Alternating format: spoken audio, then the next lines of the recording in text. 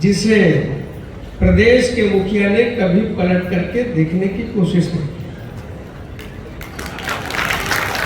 ये वही जगह है जहां से सेतु निगम को उठा करके बाहर ले जाया गया।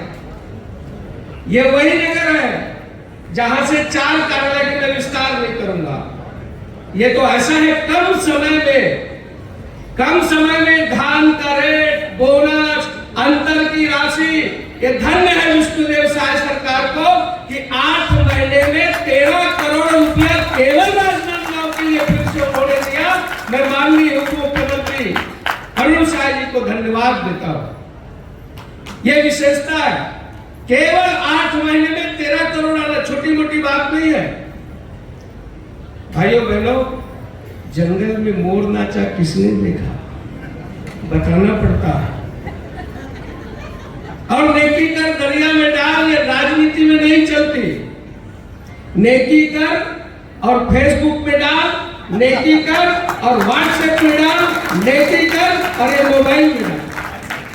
मैं सबसे निवेदन करता हूं, ये नेकी का काम जिन्होंने किया है इसको आप सब सोशल मीडिया में प्रसारित करें। और बताऊंगा आपको भाइयों बहनों, मैं साइड में आपको इतना बता दूं कि जो कार्यालय यहां से उठा करके ले गए, आपके ताकत और आपके दम में आपका सांसद माननीय डॉक्टर रमन सिंह जी के साथ मिलकर के जो संभाग होना चाहिए, जो अवधि से लेकर के मानपुर, मोहला, चौकी, डोंगरगढ़, चिल्फी, कवर्धा, पडरिया, पांडा, करई, खैरागढ़, छुई मैदान से लेकर के वो सब का डाक का संभागीय कार्यालय आपका राजनांदगांव होगा, ये हमने किया। वहां के सचिवों को बता के रखे थे और जो सचिव मेरा सहयोग किया उसको उसी दिन शाम को सस्पेंड कर दिया। 6 सचिव कलेक्टर बोल रहे थे, 6 सचिव सस्पेंड, 1 सचिव 15 दिन की छुट्टी में था, वो भी सस्पेंड। ये आश्चर्य की बात। मित्रों, ये काम है, काम करने वाली सरकार है। ये विष्णुदेव साय की सरकार है। 5 साल से वो जो मार धक्का था उसकी सड़क के लिए मैं एप्लीकेशन देता था और वो ऐसा लपेट करके रख देते थे।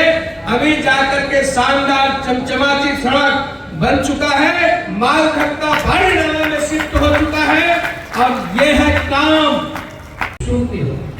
ऐतिहासिक स्टेशन हमारे शहर के अंदर 2 अंडरब्रिज जो लंबे समय से हम प्रतीक्षा में थे, एक गौरी हो सकता है, मैं आपको कहना चाहता हूं। अब इसके अलावा भी इस शहर की खूबसूरती के लिए जो हो सकता है उसको प्रस्ताव बनाएंगे, भेजेंगे और जैसे ही हम प्रस्ताव भेजते हैं उसमें हस्ताक्षर माननीय अरुण साहब जी तुरंत कर देते हैं।